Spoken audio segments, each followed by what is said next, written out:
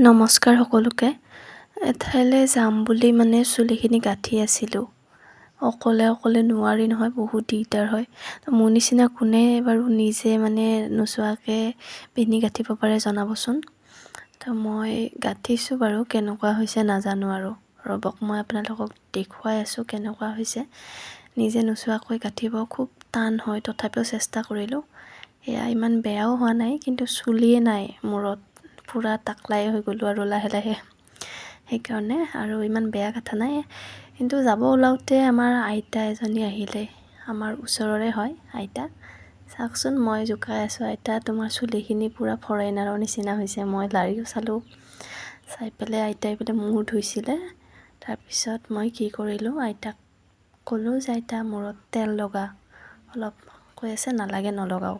তথাপিও মই তেলৰ বটলটো আনি দিলোঁ। দিয়াৰ পিছত আইতাই লগালে মূৰত। পূৰা চাই আছে আৰু তেল আছে নে নাই। আইতাজনী ইমান বয়স হ'ল, কিন্তু এতিয়াও নিজে ভাত বনাই, নিজে অকলে চব কৰে, নিজেই খায় আৰু অকলে ভাত বনাই খায়।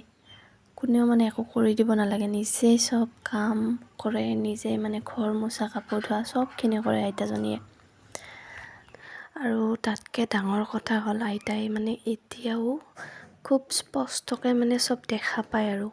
আমাৰ মাহঁতৰে চশমা লগা হৈছে, আমাৰ মাহঁতকে কিবা বস্তু চাবৰ কাৰণে, কিন্তু আইতাজনীয়ে চব ধুনীয়াকৈ দেখা পায়। হাতত কিবা খুন হৈছে, ক'ৰবাত বোলে খুন্দা খাইছিলে, ছাল গৈছে, তাকে মোক দেখাই আছে। এতিয়া আকৌ বৰমায়ে আমাৰ ধুনুক লৈ আনিলে আমাৰ ঘৰত।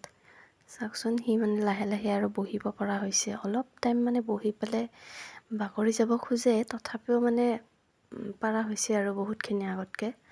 চাওকচোন, কলাত উঠে আৰু যোনে তাক মাতে তাৰে কলা উঠিব খোজে। কোনোবাই মাতিলেই হ'ল, আমাৰ ঘৰৰ মানুহখিনি মাতিলেই সি কলা উঠিব খোজে। এতিয়া আকৌ আমাৰ মাক চাই আছে, মাৰ কলাত যাব খুজি আছে। তাৰপিছত কান্দা কাৰণে আৰু মাৰ কলাতে দিলে। তো আজিলৈ বাই বাই।